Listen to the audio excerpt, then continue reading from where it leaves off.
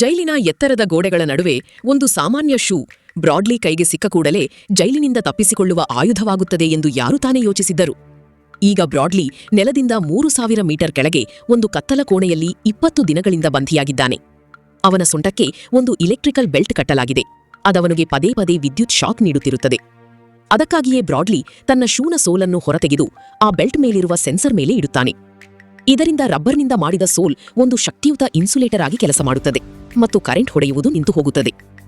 ತಕ್ಷಣವೇ ಇಬ್ಬರು ಗಾರ್ಡ್ಗಳು ಅವನನ್ನು ನೋಡಲು ಬಂದಾಗ ಅವನು ಶಾಕ್ ಹೊಡೆಯುತ್ತಿರುವಂತೆ ನಾಟಕ ಮಾಡುತ್ತಾನೆ. ಗಾರ್ಡ್ಗಳು ಅವನನ್ನು ನೋಡಿ ನಗುತ್ತಾರೆ. ಸಮಯ ನೋಡಿ ತಕ್ಷಣವೇ ಅವರ ಮೇಲೆ ಅಟ್ಯಾಕ್ ಮಾಡಿಬಿಡುತ್ತಾನೆ. ಬ್ರಾಡ್ಲಿ ಈ ನರಕದಿಂದ ಮುಕ್ತನಾಗುತ್ತಾನಾ? ಅಮೆರಿಕಾದ ಒಬ್ಬ ಸಾಧಾರಣ ಕಾರ್ ಮೆಕ್ಯಾನಿಕ್ ಹೀಗೆ ಆ ಭಯಾನಕ ಜೈಲಿನಲ್ಲಿ ಸಿಕ್ಕಿಕೊಂಡ ಸ್ಯಾಂಡಲ್ವುಡ್ ಸಿಲ್ವರ್ ಸ್ಕ್ರೀನ್ ಅರ್ಪಿಸುವ ಬ್ರಾಲ್ ಇನ್ ಸೆಲ್ ಬ್ಲಾಕ್ 99. ಬ್ರಾಡ್ಲಿ ಥಾಮಸ್ ಎಂಬ ವ್ಯಕ್ತಿಯನ್ನು ನೋಡಿದಾಗ ಅವನ ವ್ಯಕ್ತಿತ್ವ ಎಂಥವುದೆಂದರೆ ಅವನನ್ನು ನೋಡಿದ ಕೂಡಲೇ ಇವನು ಸಾಮಾನ್ಯ ಮನುಷ್ಯನಲ್ಲ ಎಂಬುದು ಸ್ಪಷ್ಟವಾಗಿ ಅರ್ಥವಾಗುತ್ತದೆ. ಆದರೆ ಅವನು ಯಾವುದೇ ಗೂಂಡಾ ಅಲ್ಲ, ಬದಲಾಗಿ ಒಂದು ಕಾರ್ ವರ್ಕ್ಶಾಪ್ನಲ್ಲಿ ಕೆಲಸ ಮಾಡುತ್ತಾ ತನ್ನ ದಿನನಿತ್ಯದ ಜೀವನವನ್ನು ನಡೆಸುತ್ತಿರುತ್ತಾನೆ. ಆಗಲೇ ಅಚಾನಕ್ಕಾಗಿ ಅವನ ಬಾಸ್ ಅವನನ್ನು ತನ್ನ ಕ್ಯಾಬಿನ್ಗೆ ಕರೆಯುತ್ತಾನೆ ಮತ್ತು ಯಾವುದೇ ದೀರ್ಘ ಮಾತುಕತೆ ಇಲ್ಲದೆ ಅವನನ್ನು ಕೆಲಸದಿಂದ ತೆಗೆದುಹಾಕುತ್ತಾನೆ. ಇತ್ತೀಚಿನ ದಿನಗಳಲ್ಲಿ ಕಾರ್ ವಾಶ್ ಕೆಲಸ ಬಹಳ ನಿಧಾನವಾಗಿ ಸಾಗುತ್ತಿದೆ, ಬಿಸಿನೆಸ್ ಡೌನ್ ಆಗಿದೆ, ಹಾಗಾಗಿ ಸಂಬಳ ನೀಡಲು ಸಾಧ್ಯವಿಲ್ಲ ಎಂದು ಬಾಸ್ ಹೇಳುತ್ತಾನೆ. ಅದರಲ್ಲೂ ಇವನೇನೂ ತಪ್ಪು ಮಾಡಿದ್ದಾನೆ ಎನ್ನುವ ರೀತಿಯಲ್ಲಿ ಬಾಸ್ ಮಾತನಾಡುತ್ತಾನೆ. ಆದರೆ ನಿಜವಾದ ಕಾರಣ ತನ್ನ ಕೋಪದ ಸ್ವಭಾವ ಎಂಬುದು ಬ್ರಾಡ್ಲಿಗೆ ಒಳಗೊಳಗೆ ತಿಳಿದಿರುತ್ತದೆ. ಅದು ಮೊದಲಿನಿಂದಲೂ ಬಾಸ್ಗೆ ತೊಂದರೆ ನೀಡುತ್ತಿರುತ್ತದೆ. ಆದರೂ ಬ್ರಾಡ್ಲಿ ಯಾವುದೇ ವಾದ ಮಾಡುವುದಿಲ್ಲ, ಕಿರುಚುವುದಿಲ್ಲ ಅಥವಾ ಯಾವುದೇ ಡ್ರಾಮಾ ಮಾಡುವುದಿಲ್ಲ. ಅವನು ಸುಮ್ಮನೆ ತನ್ನ ವಸ್ತುಗಳನ್ನು ಒಂದು ಸಣ್ಣ ಬಾಕ್ಸ್ನಲ್ಲಿ ಇಡುತ್ತಾನೆ. ಎಲ್ಲವನ್ನೂ ಒಟ್ಟಿಗೆ ಸೇರಿಸಿಕೊಂಡು ಏನೂ ಮಾತನಾಡದೆ ಅಲ್ಲಿಂದ ಹೊರಡುತ್ತಾನೆ. ಇದೆಲ್ಲವನ್ನೂ ಅವನು ಮೊದಲೇ ಒಪ್ಪಿಕೊಂಡಿದ್ದಾನೇನೋ ಎಂಬಂತಿರುತ್ತದೆ. ಅವನು ತನ್ನ ಹಳೆಯ ಸ್ವಲ್ಪ ಕಿತ್ತೋಗಿರುವ ಕಾರ್ನಲ್ಲಿ ಕುಳಿತು ಮನೆಯ ಕಡೆಗೆ ಹೊರಡುತ್ತಾನೆ. ಆದರೆ ಮುಂದೆ ತನಗಾಗಿ ಇನ್ನೂ ದೊಡ್ಡ ಆಘಾತ ಕಾಯುತ್ತಿದೆ ಎಂಬ ಅಂದಾಜು ಅವನಿಗೆ ಇರುವುದಿಲ್ಲ. ಅವನು ತನ್ನ ಮನೆಯ ಡ್ರೈವ್ವೇಗೆ ತಲುಪಿದ ತಕ್ಷಣ ಅವನ ದೃಷ್ಟಿ ತನ್ನ ಪತ್ನಿ ಲಾರೆನ್ ಮೇಲೆ ಬೀಳುತ್ತದೆ. ಆಕೆ ಕಾರ್ನಲ್ಲಿ ಕುಳಿತು ಯಾರೊಂದಿಗೋ ಫೋನ್ನಲ್ಲಿ ಮಾತನಾಡುತ್ತಿರುತ್ತಾಳೆ. ಆ ಒಂದು ಕ್ಷಣದಲ್ಲೇ ಬ್ರಾಡ್ಲಿಯ ಮನಸ್ಸಿನಲ್ಲಿ ಸಾವಿರಾರು ಆಲೋಚನೆಗಳು ಓಡುತ್ತವೆ ಮತ್ತು ಲಾರೆನ್ಗೆ ಬೇರೆ ಯಾರೊಂದಿಗೋ ಅಫೇರ್ ಇದೆ ಎಂಬುದು ಅವನಿಗೆ ಖಚಿತವಾಗುತ್ತದೆ. ಇದೇ ಕ್ಷಣದಲ್ಲಿ ಅವನೊಳಗೆ ಅಡಗಿದ್ದ ಕೋಪ ಅಚಾನಕ್ಕಾಗಿ ಸ್ಫೋಟಗೊಳ್ಳುತ್ತದೆ. ಯಾವುದೋ ಜ್ವಾಲಾಮುಖಿ ವರ್ಷಗಳ ನಂತರ ಸಿಡಿದಂತೆ ಭಾಸವಾಗುತ್ತದೆ. ಅವನು ಲಾರೆನ್ಗೆ ಏನೂ ಹೇಳುವುದಿಲ್ಲ, ಬರೀ ಸನ್ನೆಯ ಮೂಲಕ ಮನೆಯೊಳಗೆ ಹೋಗಲು ಹೇಳುತ್ತಾನೆ. ಅವಳು ಒಳಗೆ ಹೋದ ತಕ್ಷಣ ಬ್ರಾಡ್ಲಿಯ ಕಂಟ್ರೋಲ್ ಪೂರ್ತಿಯಾಗಿ ತಪ್ಪಿಹೋಗುತ್ತದೆ. ಇದರ ನಂತರ ನಡೆಯುವುದು ಅತ್ಯಂತ ಭಯಾನಕವಾಗುತ್ತದೆ. ಬ್ರಾಡ್ಲಿ ತನ್ನ ಕೈಗಳಿಂದಲೇ ತನ್ನ ಕಾರನ್ನು ಒಡೆಯಲು ಶುರು ಮಾಡುತ್ತಾನೆ. ಅವನು ಎಷ್ಟು ಬಲವಾಗಿ ಹೆಡ್ಲೈಟ್ಗಳ ಮೇಲೆ ಗುದ್ದುತ್ತಾನೆ ಎಂದರೆ ಅವು ಚೂರು ಚೂರಾಗುತ್ತವೆ. ನಂತರ ಸೈಡ್ ಮಿರರ್ ಅನ್ನು ಕಿತ್ತು ಎಸೆಯುತ್ತಾನೆ ಮತ್ತು ಕಾರ್ನ ಬಾನೆಟ್ ಅನ್ನು ತನ್ನ ಕೈಗಳಿಂದಲೇ ಮಡಚುತ್ತಾನೆ. ಅದು ಕಬ್ಬಿಣದ ತುಂಡಲ್ಲ, ಬದಲಾಗಿ ಕಾಗದ ಎಂಬಂತೆ ಕಾಣುತ್ತದೆ. ಇದು ಬರೀ ಕೋಪವಾಗಿರಲಿಲ್ಲ, ಇದು ಅವನ ಒಳಗಿನ ನೋವಾಗಿತ್ತು. ಆ ನೋವನ್ನು ಅವನು ವರ್ಷಗಳಿಂದ ಅದುಮಿಟ್ಟುಕೊಂಡಿದ್ದನು. ಅವನ ಜೀವನದ ಪ್ರತಿ ತಪ್ಪು ತಿರುವಿನ ಜೊತೆಗೆ ಆ ನೋವು ಹೆಚ್ಚಾಗುತ್ತಲೇ ಇತ್ತು. ತನ್ನ ಜೀವನವನ್ನು ಸರಿಯಾದ ಹಾದಿಗೆ ತರಲು ಬಹಳಷ್ಟನ್ನು ತ್ಯಾಗ ಮಾಡಿದ ವ್ಯಕ್ತಿಯ ಸ್ಥಿತಿ ಇದಾಗಿತ್ತು. ಆದರೆ ಬದಲಾಗಿ ಅವನಿಗೆ ಸಿಕ್ಕಿದ್ದು ಬರೀ ನೋವು ಮಾತ್ರ. ಅವನ ಕೋಪ ನಿಧಾನವಾಗಿ ಶಾಂತವಾದಾಗ ಅವನು ಮನೆಯೊಳಗೆ ಹೋಗಿ ಲಾರೆನ್ ಜೊತೆ ಮಾತನಾಡುತ್ತಾನೆ. ಇಲ್ಲಿ ನಮಗೆ ತಿಳಿಯುವುದೇನೆಂದರೆ ಇವರಿಬ್ಬರ ಸಂಬಂಧ ಮೊದಲೇ ಬಹಳ ಸೂಕ್ಷ್ಮ ಹಂತದಲ್ಲಿತ್ತು. ಲಾರೆನ್ಗೆ ಇತ್ತೀಚೆಗೆ ಗರ್ಭಪಾತವಾಗಿತ್ತು. ಅದರಿಂದ ಆಕೆ ಮಾನಸಿಕವಾಗಿ ಕುಗ್ಗಿ ಹೋಗಿದ್ದಳು. ಮತ್ತೊಂದೆಡೆ ಬ್ರಾಡ್ಲಿ ಕೂಡ ತನ್ನ ಕೆಲಸ ಮತ್ತು ಒತ್ತಡದಿಂದಾಗಿ ಆಕೆಗೆ ಸಮಯ ನೀಡಲು ಸಾಧ್ಯವಾಗುತ್ತಿರಲಿಲ್ಲ.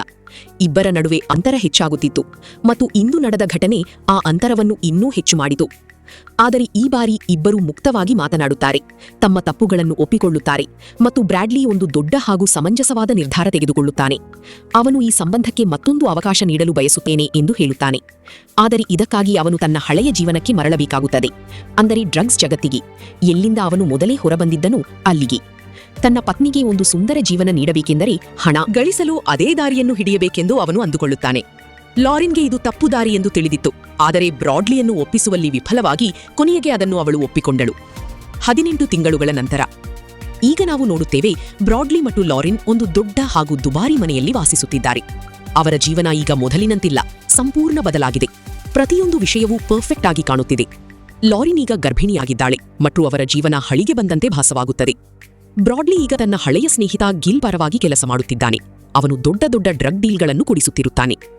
ಒಂದು ದಿನ ಗಿಲ್ ಅವನಿಗೆ ಒಂದು ವಿಶೇಷ ಕೆಲಸ ನೀಡುತ್ತಾನೆ ಮತ್ತು ಅವನನ್ನು ಏಲಿಯಾಜರ್ ಎಂಬ ದೊಡ್ಡ ಡ್ರಗ್ ಡೀಲರ್ಗೆ ಪರಿಚಯಿಸುತ್ತಾನೆ. ಅವನು ಈ ಇಡೀ ಡ್ರಗ್ಸ್ ದಂಧೆಯ ದೊಡ್ಡ ಡೀಲರ್ ಆಗಿರುತ್ತಾನೆ. ಏಲಿಯಾಜರ್ ಬ್ರಾಡ್ಲಿಗೆ ಒಂದು ಜವಾಬ್ದಾರಿ ನೀಡುತ್ತಾನೆ. ಅದರಲ್ಲಿ ಅವನು ಇಬ್ಬರು ಮೆಕ್ಸಿಕನ್ ಡ್ರಗ್ ಡೀಲರ್ಗಳ ಜೊತೆ ಸೇರಿ ಸಮುದ್ರದ ಹಾದಿಯಲ್ಲಿ ಬಂದಿರುವ ದೊಡ್ಡ ಸರಕನ್ನು ನಿಭಾಯಿಸಬೇಕಿರುತ್ತದೆ. ಆದರೆ ಬ್ರಾಡ್ಲಿಗೆ ಮೊದಲಿನಿಂದಲೂ ಆ ಇಬ್ಬರ ಮೇಲೆ ನಂಬಿಕೆ ಇರುವುದಿಲ್ಲ. ಅವರಿಬ್ಬರಿಗೂ ಅನುಭವವಿಲ್ಲ ಮತ್ತು ಏನಾದರೂ ಒಂದು ಗೊಂದಲ ಮಾಡಿಯೇ ಮಾಡುತ್ತಾರೆ ಎಂದು ಅವನಿಗೆ ಅನಿಸುತ್ತದೆ. ಅವನು ಎಲಿಯಾಜರ್ ಹತ್ತಿರ ತನ್ನ ಆತಂಕವನ್ನು ವ್ಯಕ್ತಪಡಿಸುತ್ತಾನೆ. ಆದರೆ ಎಲ್ಲವೂ ಕಂಟ್ರೋಲ್ನಲ್ಲಿರುತ್ತದೆ ಮತ್ತು ಅವರಿಬ್ಬರೂ ನಿನ್ನ ಮಾತಿನಂತೆ ಕೆಲಸ ಮಾಡುತ್ತಾರೆ ಎಂದು ಎಲಿಯಾಜರ್ ಭರವಸೆ ನೀಡುತ್ತಾನೆ. ಅದೇ ರಾತ್ರಿ ಕತ್ತಲನಲ್ಲಿ ಮೂವರೂ ಸೇರಿ ದೋಣಿಯಿಂದ ಡ್ರಗ್ಸ್ ಇಳಿಸುತ್ತಿರುವಾಗ ಬ್ರಾಡ್ಲಿಯ ಸಂಶಯ ನಿಜವಾಗುತ್ತದೆ. ಪೊಲೀಸರು ಹತ್ತಿರದಲ್ಲೇ ಇದ್ದಾರೆ ಎಂಬುದು ಅವನಿಗೆ ಅರಿವಾಗುತ್ತದೆ ಮತ್ತು ಅವನು ಅಪಾಯವನ್ನು ಗುರುತಿಸುತ್ತಾನೆ. ಅವನು ತಕ್ಷಣವೇ ಆ ಇಬ್ಬರು ಮೆಕ್ಸಿಕನ್ ಹುಡುಗರಿಗೆ ಡ್ರಗ್ಸ್ ಅನ್ನು ನೀರಿನಲ್ಲಿ ಎಸೆಯಲು ಹೇಳುತ್ತಾನೆ. ಇದರಿಂದ ಸಾಕ್ಷ್ಯ ನಾಶವಾಗುತ್ತದೆ. ಆದರೆ ಅವರು ಅವನ ಮಾತು ಕೇಳುವುದಿಲ್ಲ ಮತ್ತು ಉಲ್ಟಾ ಅವನ ಜೊತೆ ವಾದ ಮಾಡಲು ಶುರು ಮಾಡುತ್ತಾರೆ. ಮಾತು ಎಷ್ಟು ಬೆಳೆಯುತ್ತದೆ ಎಂದರೆ ಅವರು ಬ್ರಾಡ್ಲಿ ಜೊತೆ ಜಗಳವಾಡಲು ಶುರು ಮಾಡುತ್ತಾರೆ ಮತ್ತು ನಂತರ ಅಲ್ಲಿಂದ ಓಡಿ ಹೋಗಲು ಪ್ರಯತ್ನಿಸುತ್ತಾರೆ. ಬ್ರಾಡ್ಲಿ ಹೇಗೋ ಅಲ್ಲಿಂದ ಹೊರಬರುತ್ತಾನೆ. ಆದರೆ ಆ ಇಬ್ಬರ ಮುಂದೆ ಪೊಲೀಸ್ ಬರುತ್ತಾರೆ ಮತ್ತು ಅವರು ಗಾಬರಿಯಾಗಿ ಪೊಲೀಸರ ಮೇಲೆಯೇ ಗುಂಡು ಹಾರಿಸುತ್ತಾರೆ. ಈಗ ಇಲ್ಲಿ ಬ್ರಾಡ್ಲಿ ಮುಂದೆ ಒಂದು ದೊಡ್ಡ ನಿರ್ಧಾರವಿರುತ್ತದೆ. ಒಂದೋ ಪೊಲೀಸರನ್ನು ಕೊಂದು ತನ್ನನ್ನು ತಾನು ಉಳಿಸಿಕೊಳ್ಳುವುದು ಅಥವಾ ತನ್ನ ಸಂಗಡಿಗರನ್ನು ತಡೆಯುವುದು. ಅವನು ತನ್ನ ತತ್ವಗಳನ್ನು ಬಿಡುವುದಿಲ್ಲ ಮತ್ತು ಪೊಲೀಸರನ್ನು ಉಳಿಸಲು ತನ್ನದೇ ಸಂಗಡಿಗರ ಮೇಲೆ ಗುಂಡು ಹಾರಿಸುತ್ತಾನೆ. ಕೊನೆಗೆ ಪೊಲೀಸರು ಅವನನ್ನು ಹಿಡಿಯುತ್ತಾರೆ ಮತ್ತು ಅವನ ಕೈಯಲ್ಲಿದ್ದ ಸಾಕ್ಷ್ಯಗಳಿಂದ ಈ ಇಡೀ ಕಾರ್ಯಾಚರಣೆಯ ಮಾಸ್ಟರ್ ಮೈಂಡ್ ಅವನೇ ಎಂದು ಸಾಬೀತಾಗುತ್ತದೆ. ಕೋರ್ಟ್ನಲ್ಲಿ ಕೇಸ್ ನಡೆಯುತ್ತದೆ ಮತ್ತು ಅವನಿಗೆ 7 ವರ್ಷ ಶಿಕ್ಷೆಯಾಗುತ್ತದೆ. ನಂತರ ಅವನನ್ನು ಮೀಡಿಯಂ ಸೆಕ್ಯೂರಿಟಿ ಜೈಲಿಗೆ ಕಳುಹಿಸಲಾಗುತ್ತದೆ. ಜೈಲಿಗೆ ಬಂದ ನಂತರ ಪ್ರಾರಂಭದಲ್ಲಿ ವಾತಾವರಣ ಬ್ರಾಡ್ಲಿ ಯೋಚಿಸಿದಷ್ಟು ಅಪಾಯಕಾರಿಯಾಗಿ ಕಾಣುವುದಿಲ್ಲ. ಅವನು ಸುಮ್ಮನೆ ತನ್ನ ಕೆಲಸವನ್ನು ಮಾಡುತ್ತಾ ಇದೆಲ್ಲವೂ ಯಾವಾಗ ಮುಗಿಯುತ್ತದೆ ಎಂದು ದಿನಗಳನ್ನು ಎಣಿಸುತ್ತಿರುತ್ತಾನೆ. ಅವನ ಒಳಗಿನ ಕೋಪವನ್ನು ಅವನು ಮತ್ತೆ ಅದುಮಿಟ್ಟಿರುತ್ತಾನೆ, ಏಕೆಂದರೆ ಈಗ ಅವನ ಬಳಿ ಕಳೆದುಕೊಳ್ಳಲು ಬಹಳಷ್ಟು ಇರುತ್ತದೆ. ಆದರೆ ಈ ಶಾಂತಿ ಬಹಳ ದಿನ ಉಳಿಯುವುದಿಲ್ಲ. ಕೆಲವು ದಿನಗಳ ನಂತರ ಒಬ್ಬ ವಿಚಿತ್ರ ವ್ಯಕ್ತಿ ಅವನನ್ನು ಭೇಟಿಯಾಗಲು ಬರುತ್ತಾನೆ. ಅವನ ಮುಖದ ಭಾವನೆ ಶಾಂತವಾಗಿರುತ್ತದೆ ಮತ್ತು ಅವನು ತನ್ನನ್ನು ಪ್ಲೇನ್ ಸಿಡ್ ಮ್ಯಾನ್ ಎಂದು ಕರೆದುಕೊಳ್ಳುತ್ತಾನೆ. ಅವನು ಕುಳಿತ ತಕ್ಷಣ ಯಾವುದೇ ಸುತ್ತುಬಳಸಿನ ಮಾತಿಲ್ಲದೆ ನೇರವಾಗಿ ವಿಷಯಕ್ಕೆ ಬರುತ್ತಾನೆ. ಬ್ರಾಡ್ಲಿಗೆ ಅವನು ಒಂದು ವಿಷಯ ಹೇಳುತ್ತಾನೆ. ಅದು ಅವನ ಇಡೀ ಪ್ರಪಂಚವನ್ನೇ ಅಲ್ಲಾಡಿಸುತ್ತದೆ. ಡ್ರಗ್ ಡೀಲ್ ದಿನ ಬ್ರಾಡ್ಲಿ ಯಾರಿಗೆ ನಷ್ಟ ಉಂಟು ಮಾಡಿದ್ದನೋ ಅವರು ಅವನ ಪತ್ನಿ ಲಾರೆನ್ ಅನ್ನು ಕಿಡ್ನಾಪ್ ಮಾಡಿದ್ದಾರೆ ಎಂದು ಹೇಳುತ್ತಾನೆ. ಮೊದಲು ಬ್ರಾಡ್ಲಿಗೆ ನಂಬಿಕೆ ಬರುವುದಿಲ್ಲ. ಆದರೆ ಪ್ಲೇನ್ ಸಿಡ್ ಮ್ಯಾನ್ ತಕ್ಷಣ ತನ್ನ ಫೋನ್ನಲ್ಲಿ ಒಂದು ವಿಡಿಯೋ ಪ್ಲೇ ಮಾಡಿ ತೋರಿಸುತ್ತಾನೆ. ಆ ವಿಡಿಯೋದಲ್ಲಿ ಲಾರೆನ್ ಕಾಣಿಸುತ್ತಾಳೆ. ಹೆದರಿ ಅಳುತ್ತಾ ಸಹಾಯಕ್ಕಾಗಿ ಕೇಳಿಕೊಳ್ಳುತ್ತಿರುತ್ತಾಳೆ. ಅವಳ ಮುಖದಲ್ಲಿನ ಭಯ ಎದ್ದು ಕಾಣುತ್ತಿರುತ್ತದೆ. ಇದರ ನಂತರ ಪ್ಲೇನ್ ಸಿಡ್ ಮ್ಯಾನ್ ಅವನಿಗೆ ಇನ್ನೂ ದೊಡ್ಡ ಆಘಾತ ನೀಡುತ್ತಾನೆ. ತಮ್ಮ ಬಳಿ ಒಬ್ಬ ಡಾಕ್ಟರ್ ಇದ್ದಾರೆ. ಅವರು ಬಲವಂತವಾಗಿ ಲಾರೆನ್ ಗರ್ಭಪಾತ ಮಾಡುತ್ತಾರೆ ಎಂದು ಹೇಳುತ್ತಾನೆ. ಅಂದರೆ ಅವಳ ಹೊಟ್ಟೆಯಲ್ಲಿರುವ ಮಗು ಏನಿದೆ ಅದನ್ನು ಕೊನೆಗಾಣಿಸಲಾಗುತ್ತದೆ ಎಂದು ಬೆದರಿಸುತ್ತಾನೆ. ಒಂದು ವೇಳೆ ಬ್ರಾಡ್ಲಿ ಅವರ ಮಾತು ಕೇಳದಿದ್ದರೆ ಹೀಗೆ ಮಾಡುವುದಾಗಿ ಹೇಳುತ್ತಾನೆ. ಇದನ್ನು ಕೇಳಿ ಬ್ರಾಡ್ಲಿಯ ಒಳಗೆ ಎಲ್ಲವೂ ಮುರಿದು ಬಿದ್ದಂತಾಗುತ್ತದೆ. ಈಗ ಇದು ಬರೀ ಅವನ ಪತ್ನಿಯ ವಿಷಯವಾಗಿರುವುದಿಲ್ಲ, ಇದವನ ಮಗುವಿನ ಜೀವದ ಪ್ರಶ್ನೆಯಾಗಿರುತ್ತದೆ. ಈಗ ಪ್ಲೇನ್ ಸಿಡ್ ಮ್ಯಾನ್ ನಿಧಾನವಾಗಿ ಅವನಿಗೆ ಇಡೀ ಪ್ಲಾನ್ ವಿವರಿಸುತ್ತಾನೆ. ಒಂದು ವೇಳೆ ಬ್ರಾಡ್ಲಿ ತನ್ನ ಪತ್ನಿ ಮತ್ತು ಮಗುವನ್ನು ಜೀವಂತವಾಗಿ ನೋಡಬೇಕೆಂದರೆ ಹೇಳಿದ ಕೆಲಸವನ್ನು ಮಾಡಲೇಬೇಕು ಎಂದು ಹೇಳುತ್ತಾನೆ. ಅವನು ಈ ಜೈಲಿನಿಂದ ಹೊರಬಂದು ಇನ್ನೊಂದು ಜೈಲಿಗೆ ಹೋಗಬೇಕಾಗುತ್ತದೆ. ಅದುವೇ ರೆಡ್ ಲೀಫ್ ಸ್ಟೇಟ್ ಪೆನಿಟೆನ್ಷಿಯರಿ. ಇದು ಸಾಮಾನ್ಯ ಜೈಲಲ್ಲ, ಇದು ಅತ್ಯಂತ ಅಪಾಯಕಾರಿ ಕೈದಿಗಳನ್ನು ಇಡುವ ಹೈ ಸೆಕ್ಯೂರಿಟಿ ಜೈಲು. ಆದರೆ ಬರೀ ಅಲ್ಲಿಗೆ ಹೋಗುವುದೂ ಸಾಕಾಗುವುದಿಲ್ಲ. ಅವನು ಆ ಜೈಲಿನ ಅತ್ಯಂತ ಭಯಾನಕ ಭಾಗವಾದ ಸೆಲ್ ಬ್ಲಾಕ್ 99 ಅನ್ನು ತಲುಪಬೇಕು ಮತ್ತು ಅಲ್ಲಿಗೆ ತಲುಪಿ ಅವನು ಒಬ್ಬ ವ್ಯಕ್ತಿಯನ್ನು ಕೊಲ್ಲಬೇಕು. ಅವನ ಹೆಸರು Christopher Bridge. Plane sid man ಈ ಹೆಸರನ್ನು ಯಾವುದೋ ಸಾಮಾನ್ಯ ಟಾರ್ಗೆಟ್ ಎಂಬಂತೆ ಹೇಳುತ್ತಾನೆ. ಆದರೆ ಅವನು ಮಾತನಾಡುವ ರೀತಿ ನೋಡಿದರೆ ಈ ಕೆಲಸ ಸುಲಭವಾಗಿರುವುದಿಲ್ಲ ಎಂಬುದು ಸ್ಪಷ್ಟವಾಗಿ ತಿಳಿಯುತ್ತದೆ. ಬ್ರಾಡ್ಲಿಗೆ ಇದು ನೇರವಾಗಿ ಸಾವಿನ ಬಾಯಿಗೆ ಹೋದಂತೆ ಎಂದು ತಕ್ಷಣ ಅರ್ಥವಾಗುತ್ತದೆ. ಆದರೆ ಅವನ ಬಳಿ ಬೇರೆ ಯಾವುದೇ ಆಯ್ಕೆ ಇರುವುದಿಲ್ಲ. ಆ ಕ್ಷಣ ಬ್ರಾಡ್ಲಿ ಮುಖದಲ್ಲಿ ಒಂದು ವಿಚಿತ್ರ ಬದಲಾವಣೆ ಕಂಡುಬರುತ್ತದೆ. ಭಯ ಇನ್ನೂ ಇರುತ್ತದೆ, ಆದರೆ ಅದರ ಜೊತೆ ಒಂದು ಛಲದ ಭಾವವೂ ಬರುತ್ತದೆ. ಒಂದು ವೇಳೆ ಇದನ್ನು ಮಾಡದಿದ್ದರೆ ತನ್ನ ಪತ್ನಿ ಮತ್ತು ಮಗು ಇಬ್ಬರೂ ಸಾಯುತ್ತಾರೆ ಎಂಬುದು ಅವನಿಗೆ ತಿಳಿದಿರುತ್ತದೆ. ಆದ್ದರಿಂದ ಅವನು ಹೆಚ್ಚು ಪ್ರಶ್ನೆ ಮಾಡದೆ ಈ ಪ್ಲಾನ್ಗೆ ಒಪ್ಪಿಕೊಳ್ಳುತ್ತಾನೆ. ಈಗ ಅವನ ಮುಂದಿರುವ ದೊಡ್ಡ ಸಮಸ್ಯೆ ಎಂದರೆ ಈ ಜೈಲಿನಿಂದ ರೆಡ್ ಲೀಫ್ನಂತಹ ಅಪಾಯಕಾರಿ ಜೈಲಿಗೆ ಹೇಗೆ ತಲುಪುವುದು, ಏಕೆಂದರೆ ಅಲ್ಲಿಗೆ ಅತ್ಯಂತ ಹಿಂಸಾತ್ಮಕ ಮತ್ತು ಅನ್ಕಂಟ್ರೋಲ್ ಆದ ಕೈದಿಗಳನ್ನು ಮಾತ್ರ ಕಳುಹಿಸಲಾಗುತ್ತದೆ. ಅಂದರೆ ಜೈಲು ಆಡಳಿತ ತನ್ನನ್ನು ಇಲ್ಲಿಯೇ ಇರಿಸಿಕೊಳ್ಳಲು ಲಾಯಕ್ಕಿಲ್ಲ ಎಂದು ಭಾವಿಸುವಂತೆ ಅವನು ತನ್ನನ್ನು ತಾನು ಬದಲಿಸಿಕೊಳ್ಳಬೇಕು. ಮರುದಿನವೇ ಅವನು ತನ್ನ ಪ್ಲಾನ್ ಶುರು ಮಾಡುತ್ತಾನೆ. ಯಾವುದೇ ಮುನ್ಸೂಚನೆ ಇಲ್ಲದೆ ಅವನೊಬ್ಬ ಗಾರ್ಡ್ ಮೇಲೆ ಹಲ್ಲೆ ಮಾಡುತ್ತಾನೆ. ಅವನ ದಾಳಿ ಎಷ್ಟು ಅಚಾನಕ್ ಮತ್ತು ಬಲವಾಗಿದೆ ಎಂದರೆ ಗಾರ್ಡ್ಗೆ ಏನಾಗುತ್ತಿದೆ ಎಂದು ತಿಳಿಯುವಷ್ಟರಲ್ಲಿ ಅವನು ತೀವ್ರವಾಗಿ ಗಾಯಗೊಳ್ಳುತ್ತಾನೆ. ಉಳಿದ ಗಾರ್ಡ್ಗಳು ಓಡಿ ಬಂದು ಅವನನ್ನು ಹಿಡಿಯುತ್ತಾರೆ. ಆದರೆ ಬ್ರಾಡ್ಲಿ ಇಲ್ಲಿಗೆ ನಿಲ್ಲುವವನಲ್ಲ. ಅವನನ್ನು ಹಿಡಿದು ವಾಪಸ್ ಅವನ ಸೆಲ್ಗೆ ಕರೆದೊಯ್ಯುವಾಗಲೂ ಅವನು ಅವಕಾಶ ನೋಡಿ ಮತ್ತೆ ದಾಳಿ ಮಾಡುತ್ತಾನೆ. ಈ ಬಾರಿ ಅವನು ಇನ್ನೂ ಹೆಚ್ಚು ಹಿಂಸಾತ್ಮಕನಾಗಿರುತ್ತಾನೆ. ಗಾರ್ಡ್ಗಳನ್ನು ದೂಡುತ್ತಾನೆ, ಗುದ್ದುತ್ತಾನೆ ಮತ್ತು ತನ್ನ ಪೂರ್ಣ ಶಕ್ತಿ ಉಪಯೋಗಿಸುತ್ತಾನೆ. ತಾನು ಈಗ ನಿಯಂತ್ರಣದಲ್ಲಿಲ್ಲ ಎಂಬುದನ್ನು ಅವನು ಸ್ಪಷ್ಟವಾಗಿ ತೋರಿಸಿಕೊಡುತ್ತಾನೆ. ಇದೆಲ್ಲವನ್ನು ನೋಡಿ ಜೈಲು ಆಡಳಿತದ ಬಳಿ ಯಾವುದೇ ದಾರಿ ಇರುವುದಿಲ್ಲ. ಅವನನ್ನು ಅನ್ಕಂಟ್ರೋಲಬಲ್ ಕೈದಿ ಎಂದು ಘೋಷಿಸುತ್ತಾರೆ. ಅಂದರೆ ಯಾವಾಗ ಬೇಕಾದರೂ ಏನು ಬೇಕಾದರೂ ಮಾಡಬಲ್ಲ ಕೈದಿ ಎಂದು ಅರ್ಥ. ಮತ್ತು ಬ್ರಾಡ್ಲಿಗೆ ಬೇಕಾಗಿದ್ದು ಕೂಡ ಇದೇ ಆಗಿತ್ತು. ತಕ್ಷಣವೇ ನಿರ್ಧಾರ ತೆಗೆದುಕೊಳ್ಳಲಾಗುತ್ತದೆ. ಅವನನ್ನು ಇಲ್ಲಿಂದ ತೆಗೆದು ರೆಡ್ ಲೀಫ್ ಸ್ಟೇಟ್ ಪೆನಿಟೆನ್ಷರಿಗೆ ಕಳುಹಿಸಲು ನಿರ್ಧರಿಸುತ್ತಾರೆ. ಈ ನಿರ್ಧಾರವಾದ ತಕ್ಷಣ ತನ್ನ ಪ್ಲಾನ್ನ ಮೊದಲ ಭಾಗ ಯಶಸ್ವಿಯಾಗಿದೆ ಎಂಬುದು ಬ್ರಾಡ್ಲಿಗೆ ಒಳಗೊಳಗೆ ಅರ್ಥವಾಗುತ್ತದೆ. ಆದರೆ ನಿಜವಾದ ನರಕ ಈಗ ಶುರುವಾಗಲಿದೆ ಎಂಬುದು ಅವನಿಗೆ ತಿಳಿದಿರುತ್ತದೆ. ಅವನು ರೆಡ್ ಲೀಫ್ ಜೈಲಿಗೆ ತಲುಪಿದ ತಕ್ಷಣ ಅಲ್ಲಿನ ವಾತಾವರಣ ನೋಡಿ ಆ ಜಾಗ ಎಷ್ಟು ಅಪಾಯಕಾರಿ ಎಂಬುದು ಅವನಿಗೆ ಅರ್ಥವಾಗುತ್ತದೆ. ಇಲ್ಲಿ ಪ್ರತಿ ವಿಷಯದಲ್ಲೂ ಒಂದು ಭಯವಿದೆ. ಬ್ರಾಡ್ಲಿ ಆ ಹೊಸ ಜೈಲಿನ ಹೊಸ್ತಿಲ ಮೇಲೆ ಕಾಲಿಟ್ಟ ತಕ್ಷಣ ಹಳೆಯ ಜೈಲು ಇದರ ಮುಂದೆ 5 ಸ್ಟಾರ್ ಹೋಟೆಲ್ ಆಗಿತ್ತು ಎಂಬ ಅರಿವಾಗುತ್ತದೆ. ಅಲ್ಲಿನ ವಾರ್ಡನ್ ತುಗನ್ ಅವನನ್ನು ಭೇಟಿಯಾಗುತ್ತಾನೆ. ಅವನು ಬ್ರಾಡ್ಲಿಯನ್ನು ಮನುಷ್ಯನಂತೆ ನೋಡದೆ ಪ್ರಾಣಿಯಂತೆ ನಡೆಸಿಕೊಳ್ಳುತ್ತಾನೆ. ಅವನ ಪೂರ್ಣ ತಪಾಸಣೆ ಮಾಡಲಾಗುತ್ತದೆ ಮತ್ತು ಅವನನ್ನು ಅವಮಾನಿಸಲಾಗುತ್ತದೆ. ಇಲ್ಲಿ ಕೇವಲ ತನ್ನ ಕಾನೂನು ಮಾತ್ರ ನಡೆಯುತ್ತದೆ ಎಂದು ವಾರ್ಡನ್ ಸ್ಪಷ್ಟ ಶಬ್ದಗಳಲ್ಲಿ ಎಚ್ಚರಿಕೆ ನೀಡುತ್ತಾನೆ. ಒಂದು ವೇಳೆ ಬ್ರಾಡ್ಲಿ ತನ್ನ ಬಾಲ ಬಿಚ್ಚಲು ಪ್ರಯತ್ನಿಸಿದರೆ ಸೂರ್ಯನ ಬೆಳಕು ಬೀಳದ ಜಾಗಕ್ಕೆ ನಿನ್ನನ್ನು ಹಾಕುತ್ತೇನೆ ಎಂದು ಬೆದರಿಸುತ್ತಾನೆ. ಇದರ ನಂತರ ಬ್ರಾಡ್ಲಿಯನ್ನು ಒಂದು ಕೊಳಕು, ವಾಸನೆ ಬರುವ ಮತ್ತು ತೇವಾಂಶದಿಂದ ಕೂಡಿದ ಸೆಲ್ಗೆ ಹಾಕಲಾಗುತ್ತದೆ. ಆದರೆ ಈ ಬಾರಿಯೂ ಅವನ ಗಮನ ಇವುಗಳ ಮೇಲೆ ಇರುವುದಿಲ್ಲ. ಅವನ ಮನಸ್ಸಿನಲ್ಲಿ ಕೇವಲ ಒಂದು ವಿಷಯ ಓಡುತ್ತಿರುತ್ತದೆ. ಅವನು ಯಾವುದೇ ಪರಿಸ್ಥಿತಿಯಲ್ಲೂ ಸೆಲ್ ಬ್ಲಾಕ್ 99 ತಲುಪಲೇಬೇಕು. ರೆಡ್ ಲೀಫ್ ಪೆನಿಟೆನ್ಷಿಯರಿ ಒಳಗೆ ಬಂದ ನಂತರ ಬ್ರಾಡ್ಲಿಗೆ ಬಹಳ ಬೇಗ ಅರ್ಥವಾಗುತ್ತದೆ, ಇಲ್ಲಿ ಬದುಕುಳಿಯುವುದೇ ಒಂದು ಹೋರಾಟ ಎಂದು. ಅವನನ್ನು ಅಂತಹ ಒಂದು ಸೆಲ್ಗೆ ಹಾಕಲಾಗುತ್ತದೆ. ಅದರ ಸ್ಥಿತಿ ನೋಡಿದರೆ ಮನುಷ್ಯ ಒಳಗಿನಿಂದ ಕುಸಿದು ಹೋಗುತ್ತಾನೆ. ಅಲ್ಲಿ ಸರಿಯಾಗಿ ಮಲಗಲು ಜಾಗವಿರುವುದಿಲ್ಲ. ಕೇವಲ ಒಂದು ಕೊಳಕಾದ ಹರಿದ ಹಾಸಿಗೆ ಬಿದ್ದಿರುತ್ತದೆ. ಅದು ಎಷ್ಟೊಂದು ಹಾಳಾಗಿರುತ್ತದೆ ಎಂದರೆ ಅದರ ಮೇಲೆ ಮಲಗುವುದು ಕೂಡ ಕಷ್ಟಕರ. ನೆಲದ ಮೇಲೆ ಎಲ್ಲೆಡೆ ಗಲೀಜು ಹರಡಿರುತ್ತದೆ. ಚೂಪಾದ ಗಾಜಿನ ಸಣ್ಣ ಸಣ್ಣ ತುಂಡುಗಳು ಬಿದ್ದಿರುತ್ತವೆ ಮತ್ತು ಗೋಡೆಗಳಿಂದ ಸೀಳು ವಾಸನೆ ಬರುತ್ತಿರುತ್ತದೆ. ಗಾಳಿ ಎಷ್ಟು ಭಾರ ಮತ್ತು ಉಸಿರುಗಟ್ಟಿಸುವಂತಿರುತ್ತದೆ ಎಂದರೆ ಪ್ರತಿ ಉಸಿರು ಕೂಡ ಒಂದು ಪ್ರಯತ್ನದಂಟಾಗುತ್ತದೆ. ವಾರ್ಡನ್ ತುಗನ್ ಅವನನ್ನು ಒಳಗೆ ತಳ್ಳುತ್ತಾ ಸ್ಪಷ್ಟ ಶಬ್ದಗಳಲ್ಲಿ ಎಚ್ಚರಿಕೆ ನೀಡುತ್ತಾನೆ. ಇಲ್ಲಿನ ಕೈದಿಗಳು ಈಗ ಮನುಷ್ಯರಾಗಿ ಉಳಿದಿಲ್ಲ, ಅವರು ಮೃಗಗಳಾಗಿದ್ದಾರೆ ಎಂದು ಹೇಳುತ್ತಾನೆ. ಒಂದು ವೇಳೆ ಬ್ರಾಡ್ಲಿ ಇಲ್ಲಿ ಜೀವಂತವಾಗಿರಬೇಕೆಂದರೆ ಪ್ರತಿ ಕ್ಷಣ ತನ್ನನ್ನು ತಾನು ಉಳಿಸಿಕೊಳ್ಳಲು ಸಿದ್ಧನಿರಬೇಕು. ಇದು ಬರೀ ಜೈಲಲ್ಲ, ಇದು ಮನುಷ್ಯತ್ವ, ನಿಧಾನವಾಗಿ ನಾಶವಾಗುವ ಜಾಗ. ಆದರೆ ಇದೆಲ್ಲದರ ಹೊರತಾಗಿಯೂ ಬ್ರಾಡ್ಲಿ ಮುಖದಲ್ಲಿ ಯಾವುದೇ ಭಯ ಕಾಣುವುದಿಲ್ಲ. ಅವನು ಸುಮ್ಮನೆ ತನ್ನ ಸೆಲ್ನಲ್ಲಿ ಕುಳಿತುಕೊಳ್ಳುತ್ತಾನೆ. ಆದರೆ ಅವನ ತಲೆಯಲ್ಲಿ ಒಂದು ವಿಷಯ ಮಾತ್ರ ಸುತ್ತುತ್ತಿರುತ್ತದೆ. ಲಾರೆನ್, ಅವನ ಪತ್ನಿ, ಈಗ ಎಲ್ಲೋ ಬಂಧಿಯಾಗಿದ್ದಾಳೆ, ಹೆದರಿದ್ದಾಳೆ ಮತ್ತು ಅವಳ ಜೀವನ ಪ್ರತಿ ಕ್ಷಣ ಅಪಾಯದಲ್ಲಿದೆ. ತಾನು ಇಲ್ಲಿಗೆ ಯಾವುದೋ ಸಾಮಾನ್ಯ ಕಾರಣಕ್ಕೆ ಬಂದಿಲ್ಲ ಎಂಬುದು ಬ್ರಾಡ್ಲಿಗೆ ತಿಳಿದಿದೆ. ಅವನಿಗೊಂದು ಮಿಷನ್ ಇದೆ. ಅದು ಕ್ರಿಸ್ಟೋಫರ್ ಬ್ರಿಡ್ಜ್ ಎಂಬ ಕೈದಿಯನ್ನು ಹುಡುಕಿ ಕೊಲ್ಲುವುದು. ಇದು ಒಂದೇ ದಾರಿ ತನ್ನ ಪತ್ನಿ ಮತ್ತು ಮಗುವಿನ ಪ್ರಾಣ ಉಳಿಸಲು. ಅದಕ್ಕಾಗಿಯೇ ಅವನು ತನ್ನ ಸುತ್ತಲಿನ ವಾತಾವರಣಕ್ಕಿಂತ ತನ್ನ ಮುಂದಿನ ಹೆಜ್ಜೆಯ ಬಗ್ಗೆ ಯೋಚಿಸುತ್ತಿರುತ್ತಾನೆ. ಸ್ವಲ್ಪ ಸಮಯದ ನಂತರ ಅವನನ್ನು ಸ್ವಲ್ಪ ಹೊತ್ತು ಹೊರಗೆ ಕರೆತಂದಾಗ ಅವನು ಉಳಿದ ಕೈದಿಗಳನ್ನು ಗಮನವಿಟ್ಟು ನೋಡುತ್ತಾನೆ. ಪ್ರತಿಯೊಬ್ಬರ ಮುಖದಲ್ಲೂ ಒಂದೊಂದು ಕಥೆ ಇರುತ್ತದೆ. ಕೆಲವರಲ್ಲಿ ಕೋಪ, ಕೆಲವರಲ್ಲಿ ಹುಚ್ಚುತನ, ಇನ್ನು ಕೆಲವರಲ್ಲಿ ಸೋಲೊಪ್ಪಿಕೊಂಡ ಮೌನ. ಆಗಲೇ ಅವನ ದೃಷ್ಟಿ ಜಿಮ್ ಏರಿಯಾದಲ್ಲಿ ವ್ಯಾಯಾಮ ಮಾಡುತ್ತಿದ್ದ ಒಂದು ಗುಂಪಿನ ಮೇಲೆ ಬೀಳುತ್ತದೆ. ಇವರು ಯಾರು ಎಂದು ಬ್ರಾಡ್ಲಿ ಪಕ್ಕದಲ್ಲಿದ್ದ ಒಬ್ಬ ಕೈದಿಯನ್ನು ಕೇಳುತ್ತಾನೆ. ಅವನು, ಇವರು ಜೈಲಿನ ಅತ್ಯಂತ ಕ್ರೂರಿಗಳು ಮತ್ತು ಇಲ್ಲಿ ಯಾರೂ ಇವರ ಜೊತೆ ಜಗಳಕ್ಕೆ ಹೋಗುವ ಧೈರ್ಯ ಮಾಡುವುದಿಲ್ಲ ಎಂದು ಹೇಳುತ್ತಾನೆ. ಇಷ್ಟೇ ಕೇಳಿದ್ದೇ ಸಾಕಿತು. ಬ್ರಾಡ್ಲಿ ಏನೂ ಯೋಚಿಸದೆ ನೇರವಾಗಿ ಅವರ ಹತ್ತಿರ ಹೋಗಿ ಅಚಾನಕ್ಕಾಗಿ ಅವರ ಮೇಲೆ ಎರಗುತ್ತಾನೆ. ಇದು ಕೋಪದಲ್ಲಿ ಮಾಡಿದ ನಿರ್ಧಾರವಾಗಿರಲಿಲ್ಲ, ಬದಲಾಗಿ ಯೋಚಿಸಿ ತೆಗೆದುಕೊಂಡ ಹೆಜ್ಜೆಯಾಗಿತ್ತು. ಏಕೆಂದರೆ ತನಗೆ ಬೇಗನೆ ಸೆಲ್ ಬ್ಲಾಕ್ 99 ತಲುಪಬೇಕೆಂದರೆ ಈ ಇಡೀ ಜೈಲು ವ್ಯವಸ್ಥೆ ಅಲ್ಲಾಡುವಂತಹ ಕೆಲಸವನ್ನು ಮಾಡಬೇಕು ಎಂದು ಅವನಿಗೆ ತಿಳಿದಿತ್ತು. ಆದ್ದರಿಂದ ಅವನು ತನ್ನ ಪೂರ್ಣ ಶಕ್ತಿ ಉಪಯೋಗಿಸುತ್ತಾನೆ. ಪ್ರತಿ ಗುದ್ದು ಭಾರವಾಗಿರುತ್ತದೆ, ಪ್ರತಿ ಏಟು ನೇರವಾಗಿ ಮೂಳೆಗಳ ಮೇಲೆ ಪರಿಣಾಮ ಬೀರುತ್ತದೆ. ಎದುರಾಳಿ ಕೈದಿಗಳು ಕೂಡ ಹಿಂದೆ ಸರಿಯುವವರಲ್ಲ. ಆದರೆ ಬ್ರಾಡ್ಲಿಯ ಶಕ್ತಿ ಮತ್ತು ಅವನ ಉದ್ದೇಶ ಎರಡೂ ಬಹಳ ಅಪಾಯಕಾರಿಯಾಗಿದ್ದವು. ಹೋರಾಟ ಎಷ್ಟು ತೀವ್ರ ಮತ್ತು ಹಿಂಸಾತ್ಮಕವಾಗುತ್ತದೆ ಎಂದರೆ ಇಡೀ ಏರಿಯಾದಲ್ಲಿ ಹಾಹಾಕಾರ ಉಂಟಾಗುತ್ತದೆ. ಗಾರ್ಡ್ಗಳು ತಕ್ಷಣ ಅಲ್ಲಿಗೆ ಬಂದು ನಿಲ್ಲುವಂತೆ ಕೂಗುತ್ತಾರೆ.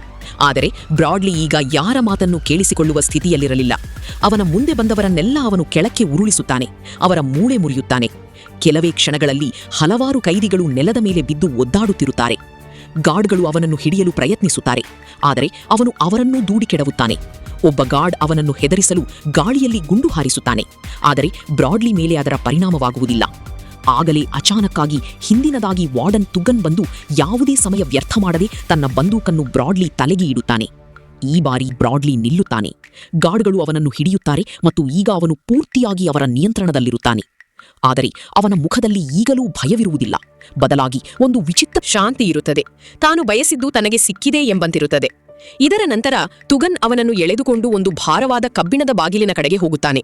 ಆ ಬಾಗಿಲು ಯಾವುದೋ ಕತ್ತಲೆ ಪ್ರಪಂಚದ ದಾರಿಯಂತೆ ಕಾಣುತ್ತದೆ. ಅದು ತೆರೆದ ಕೂಡಲೇ ಒಳಗಿನಿಂದ ತಣ್ಣನೆಯ ಮತ್ತು ಕೊಳೆತ ಗಾಳಿಯ ವಾಸನೆ ಹೊರಬರುತ್ತದೆ. ಇದೇ ಆ ಜಾಗ, ಸೆಲ್ ಬ್ಲಾಕ್ 99. ಇದು ಎಂಥ ಜಾಗವೆಂದರೆ ಇಲ್ಲಿಗೆ ಹೋದ ಮೇಲೆ ವಾಪಸ್ ಬರುವುದು ಅಸಾಧ್ಯ. ಒಳಗೆ ಕರೆದೊಯ್ದು ವಾರ್ಡನ್ ತುಗನ್ ಅವನಿಗೆ ಪಾಠ ಕಲಿಸಲು ಒಂದು ಸ್ಟನ್ ಬೆಲ್ಟ್ ಹಾಕುತ್ತಾನೆ.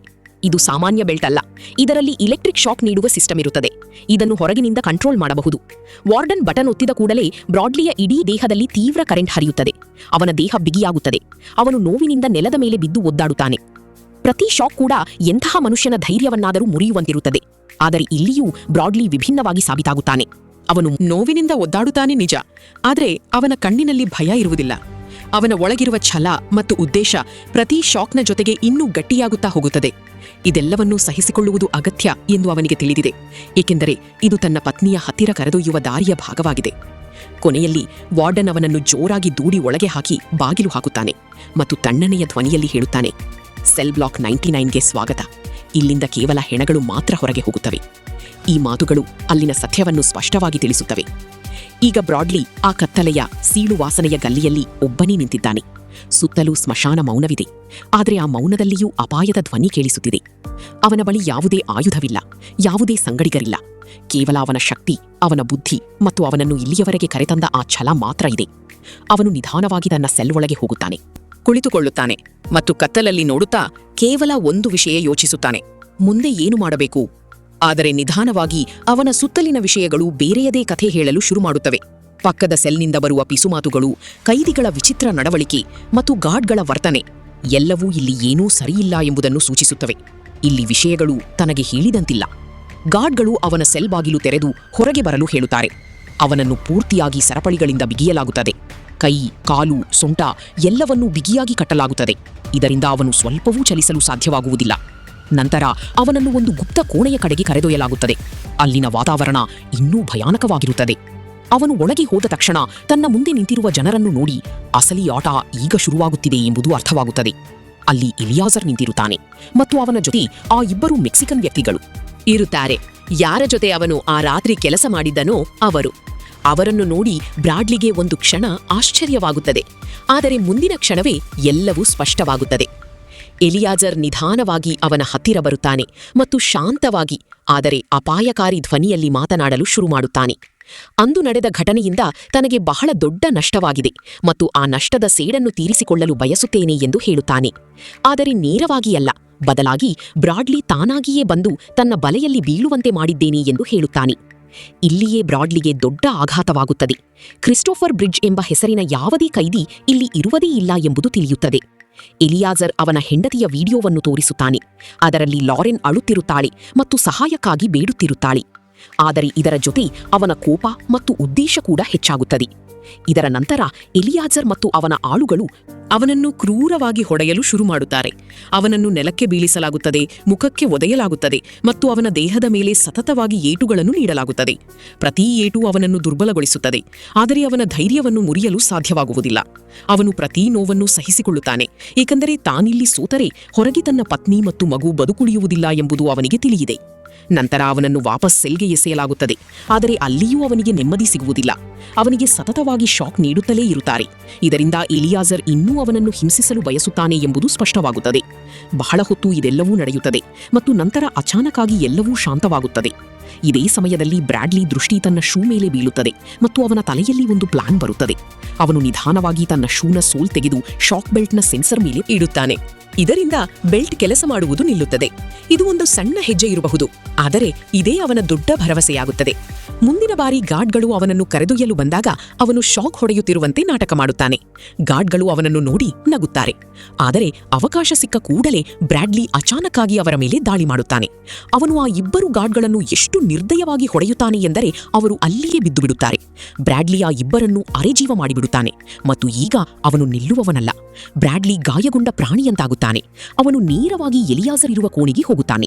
ಅವನನ್ನು ಕ್ರೂರವಾಗಿ ಹೊಡೆಯುತ್ತಾನೆ, ಕುತ್ತಿಗೆ ಹಿಸುಕುತ್ತಾನೆ, ಅವನ ಒಂದು ಕಾಲನ್ನು ಮುರಿಯುತ್ತಾನೆ ಮತ್ತು ಎಲಿಯಾಜರ್ ಕುತ್ತಿಗೆಯನ್ನು ಬಿಗಿಯಾಗಿ ಹಿಡಿದು ಅವನಿಂದ ಫೋನ್ ಮಾಡಿಸುತ್ತಾನೆ. ಈ ಫೋನ್ ಕಾಲ್ಗಾಗಿ ಅವನು ಬಹಳಷ್ಟು ದಿನದಿಂದ ಕಾದಿದ್ದನು. ಇನ್ನೊಂದು ಕಡೆ ಪ್ಲೇನ್ ಸಿಡ್ಮ್ಯಾನ್ ಲಾರೆನ್ಳನ್ನು ಒತ್ತೆಯಾಳಾಗಿ ಇಟ್ಟುಕೊಂಡಿರುತ್ತಾನೆ. ಬ್ರಾಡ್ಲಿ ತಕ್ಷಣವೇ ಲಾರೆನ್ಳನ್ನು ಬಿಡಲು ಹೇಳುತ್ತಾನೆ. ಇಲ್ಲವಾದಲ್ಲಿ ಎಲಿಯಾಜರ್ನ ತಲೆ ನುಚ್ಚುನೂರಾಗುತ್ತದೆ. ಬ್ರಾಡ್ಲಿ ಎಲಿಯಾಜರ್ನನ್ನು ಎಳೆದುಕೊಂಡು ತಾನು ಬಂದಿಯಾಗಿದ್ದ ಸೆಲ್ಗೆ ಕರೆದೊಯ್ಯುತ್ತಾನೆ. ಅವನು ಎಲಿಯಾಜರ್ ಮತ್ತು ಆ ಇಬ್ಬರು ಗಾರ್ಡ್ಗಳನ್ನು ಸೆಲ್ಲೊಳಗೆ ಹಾಕಿ ಬಾಗಿಲು ಹಾಕುತ್ತಾನೆ. ಆಗಲೇ ವಾರ್ಡನ್ ತುಗನ್ ತನ್ನ ಗಾರ್ಡುಗಳ ಪಡೆಯೊಂದಿಗೆ ಅಲ್ಲಿಗೆ ಬರುತ್ತಾನೆ. ಬ್ರಾಡ್ಲಿ ಬಾಗಿಲಿನ ಹಿಂದೆ ಅಡಗಿ ಕುಳಿತುಕೊಳ್ಳುತ್ತಾನೆ. ವಾರ್ಡನ್ ಅವನಿಗೆ ಸರೆಂಡರ್ ಆಗಲು ಹೇಳುತ್ತಾನೆ. ಬ್ರಾಡ್ಲಿ ಸರೆಂಡರ್ ಆಗಲು ಸಿದ್ಧನಿದ್ದೇನೆ, ಆದರೆ ತನ್ನ ಹೆಂಡತಿ ಸೇಫ್ ಆಗಿದ್ದಾಗ ಮಾತ್ರ ಎಂದು ಹೇಳುತ್ತಾನೆ. ವಾರ್ಡನ್ ಅವನ ಭಾವನೆಗಳಿಗೆ ಮರ್ಯಾದೆ ಕೊಟ್ಟು ಸ್ವಲ್ಪ ಸಮಯ ನೀಡುತ್ತಾನೆ. ಇತ್ತ ಎಲಿಯಾಜರ್ನ ಮನುಷ್ಯರು ಬ್ರಾಡ್ಲಿಯ ಹೆಂಡತಿಯನ್ನು ಆತನ ಸ್ನೇಹಿತ ಗಿಲ್ ಹತ್ತಿರ ಬಿಡಲು ಬರುತ್ತಾರೆ. ಆಕೆ ಸೇಫಾದ ತಕ್ಷಣ ಗಿಲ್ ಅಡಗಿಸಿಟ್ಟಿದ್ದ ಬಂದೂಕನ್ನು ತೆಗೆದುಕೊಂಡು ಅವರನ್ನು ಕೊಲ್ಲುತ್ತಾನೆ. ಲಾರೆನ್ ಬಂದೂಕನ್ನು ಕಸಿದುಕೊಂಡು ಅಬಾರ್ಷನ್ ಮಾಡಬೇಕೆಂದಿದ್ದ ಡಾಕ್ಟರ್ ಅನ್ನು ಸಾಯಿಸುತ್ತಾಳೆ. ಇತ್ತ ಬ್ರಾಡ್ಲಿಗೆ ತನ್ನ ಪತ್ನಿ ಸುರಕ್ಷಿತವಾಗಿದ್ದಾಳೆ ಎಂದು ತಿಳಿಯುತ್ತದೆ. ಅವನ ಕೆಲಸ ಅಲ್ಲಿಗೆ ಮುಗಿದಿದೆ ಎಂದು ಅವನಿಗೆ ಸಮಾಧಾನವಾಗುತ್ತದೆ. ನಂತರ ಬ್ರಾಡ್ಲಿ ಎಲಿಯಾಜರ್ನನ್ನು ಎಷ್ಟೊಂದು ಹೊಡೆಯುತ್ತಾನೆ ಎಂದರೆ ಅವನ ತಲೆ ದೇಹದಿಂದ ಬೇರೆಯಾಗುತ್ತದೆ. ಆದರೆ ಆಗಲೇ ಒಂದು ಸ್ಫೋಟದೊಂದಿಗೆ ಸೆಲ್ ಬಾಗಿಲು ಮುರಿಯುತ್ತದೆ ಮತ್ತು ವಾರ್ಡನ್ ಟುಗನ್ ತನ್ನ ಕ್ರೂರ ಪಡೆಯೊಂದಿಗೆ ಒಳಗೆ ಬರುತ್ತಾನೆ. ಸ್ವತಃ ಭ್ರಷ್ಟ ಮತ್ತು ನೀಚ ಮನುಷ್ಯನಾಗಿದ್ದ ವಾರ್ಡನ್ ಟುಗನ್ ಬ್ರಾಡ್ಲಿಯನ್ನು ಮೊಣಕಾಲೂರಿ ಕೂರುವಂತೆ ಒತ್ತಾಯಿಸುತ್ತಾನೆ. ಅವನು ಬ್ರಾಡ್ಲಿಯನ್ನು ಅವಮಾನಿಸುತ್ತಾನೆ ಮತ್ತು ನೀನು ನಿನ್ನ ಜೀವನ ಹಾಗೂ ಹುಟ್ಟಲಿರುವ ಮಗುವನ ಭವಿಷ್ಯವನ್ನು ಶಾಶ್ವತವಾಗಿ ಹಾಳು ಮಾಡಿಕೊಂಡೆ ಎಂದು ಹೇಳುತ್ತಾನೆ. ಆದರೆ ಬ್ರಾಡ್ಲಿ ಕಣ್ಣಿನಲ್ಲಿ ಯಾವುದೇ ಪಶ್ಚಾತ್ತಾಪವಿರುವುದಿಲ್ಲ. ಅವನು ವಾರ್ಡನ್ ಕಡೆಗೆ ನೋಡಿ ಒಂದು ಮಾತು ಹೇಳುತ್ತಾನೆ. ಅದು ವಾರ್ಡನ್ನನ್ನು ಒಳಗಿನಿಂದ ಅಲ್ಲಾಡಿಸುತ್ತದೆ. ಒಬ್ಬ ತಂದೆ ಮತ್ತು ಪತಿ ಏನು ಮಾಡಬೇಕೋ ಅದನ್ನೇ ನಾನು ಮಾಡಿದ್ದೇನೆ ಮತ್ತು ಇದಕ್ಕಾಗಿ ನಾನು ನರಕದಲ್ಲಿಯೂ ಸುಡಲು ಸಿದ್ಧನಿದ್ದೇನೆ ಎಂದು ಹೇಳುತ್ತಾನೆ. ತಕ್ಷಣವೇ ಆ ಕೋಣೆಯಲ್ಲಿ ಗುಂಡಿನ ಸದ್ದು ಕೇಳಿಸುತ್ತದೆ. ವಾರ್ಡನ್ ತುಗನ್ ತನ್ನ ಶಾಟ್ಗನ್ನಿಂದ ಫೈರ್ ಮಾಡುತ್ತಾನೆ ಮತ್ತು ಗುಂಡುಗಳು ಬ್ರಾಡ್ಲಿ ದೇಹವನ್ನು ಸೀಳುತ್ತವೆ. ಬ್ರಾಡ್ಲಿ ನೆಲದ ಮೇಲೆ ಬೀಳುತ್ತಾನೆ. ಅವನ ರಕ್ತ ಆ ಕೊಳಕು ಜೈಲಿನ ನೆಲದ ಮೇಲೆ ಹರಿಯಲು ಶುರು ಮಾಡುತ್ತದೆ. ಆದರೆ ಬೀಳುವ ಮುನ್ನ ಅವನ ಮುಖದಲ್ಲಿ ಒಂದು ಸಣ್ಣ ನಗು ಇರುತ್ತದೆ. ತನ್ನ ದೇಹ ಈ ಕತ್ತಲ ಕೋಣೆಯಲ್ಲಿ ಪ್ರಾಣ ಬಿಡುತ್ತಿರಬಹುದು, ಆದರೆ ತನ್ನ ಪತ್ನಿ ಮತ್ತು ಮಗು ಈಗ ಮುಕ್ತವಾಗಿ ಉಸಿರಾಡುತ್ತಿರುತ್ತಾರೆ ಎಂಬುದು ಅವನಿಗೆ ತಿಳಿದಿರುತ್ತದೆ. ತನ್ನ ಮರ್ಯಾದೆ ಮತ್ತು ಕುಟುಂಬಕ್ಕಾಗಿ ತನ್ನನ್ನು ತಾನು ಪ್ರಾಣಿಯಂಟಯ್ಯ ಮಾಡಿಕೊಂಡ ಬ್ರಾಡ್ಲಿ ಥಾಮಸ್ ಕೊನೆಗೂ ಈ ನೋವಿನ ಪ್ರಪಂಚದಿಂದ ಮುಕ್ತನಾಗಿದ್ದನು. ಸಿನಿಮಾದ ಅಂತ್ಯದಲ್ಲಿ ಪೊಲೀಸರು ಮತ್ತು ಆಂಬ್ಯುಲೆನ್ಸ್ ಜೈಲಿಗೆ ತಲುಪುವುದನ್ನು ನಾವು ನೋಡುತ್ತೇವೆ. ಆದರೆ ಸೆಲ್ ಬ್ಲಾಕ್ 99ನ ಆಳದಲ್ಲಿ ಅಂತಹ ಒಂದು ಕಥೆ ಹೂತು ಹೋಗಿತು. ಅದನ್ನು ಯಾರೂ ಎಂದಿಗೂ ತಿಳಿಯಲು ಸಾಧ್ಯವಿಲ್ಲ. ಹಾಗಾದ್ರೆ ಗೆಳೆಯರೇ, ಇದಾಗಿತ್ತು ಬ್ರಾಲ್ ಇನ್ ಸೆಲ್ ಬ್ಲಾಕ್ 99 ಸಿನಿಮಾದ ಹೃದಯ ವಿದ್ರಾವಕ ಕಥೆ. ಒಬ್ಬ ಸಾಮಾನ್ಯನಂತೆ ಕಾಣುವ ವ್ಯಕ್ತಿ ತನ್ನ ಕುಟುಂಬಕ್ಕಾಗಿ ಹೇಗೆ ಸಾವಿನ ದೂತನಾದ ಎಂಬುದು ಇಲ್ಲಿ ತಿಳಿಯುತ್ತದೆ. ಪರಿಸ್ಥಿತಿಗಳು ಮನುಷ್ಯನನ್ನು ಏನು ಬೇಕಾದರೂ ಮಾಡಿಸಬಹುದು, ಆದರೆ ತನ್ನ ನಿಷ್ಠೆ ಮತ್ತು ಪ್ರೀತಿಗಾಗಿ ಹೋರಾಡಿ ಸಾಯುವುದೇ ಅಸಲಿ ಶೌರ್ಯ ಎಂದು ಈ ಸಿನಿಮಾ ನಮಗೆ ಕಲಿಸುತ್ತದೆ. ನಿಮಗೆ ಬ್ರಾಡ್ಲಿಯ ಈ ಛಲ ಇಷ್ಟವಾಗಿದ್ದರೆ ಈ ವಿಡಿಯೋವನ್ನು ಖಂಡಿತ ಲೈಕ್ ಮಾಡಿ. ಬ್ರಾಡ್ಲಿ ಬಳಿ ಬೇರೆ ದಾರಿ ಇತ್ತೆಂದು ನಿಮಗೆ ಅನಿಸುತ್ತದೆಯೇ? ಕಮೆಂಟ್ಸ್ನಲ್ಲಿ ನಿಮ್ಮ ಅಭಿಪ್ರಾಯ ತಿಳಿಸಿ. ಇನ್ನೂ ಹೆಚ್ಚಿನ ಸಸ್ಪೆನ್ಸ್ ಮತ್ತು ಆಕ್ಷನ್ ಸಿನಿಮಾಗಳ ವಿವರಣೆಗಾಗಿ ನಮ್ಮ ಚಾನೆಲ್ ಅನ್ನು ಸಬ್ಸ್ಕ್ರೈಬ್ ಮಾಡಲು ಮರೆಯಬೇಡಿ. ಮುಂದಿನ ವಿಡಿಯೋದಲ್ಲಿ ಭೇಟಿಯಾಗೋಣ. ಅಲ್ಲಿಯವರೆಗೆ ಜಾಗರೂಕರಾಗಿರಿ ಮತ್ತು ನಿಮ್ಮ ಕುಟುಂಬದ ಬಗ್ಗೆ ಕಾಳಜಿ ಇರಲಿ. Good bye.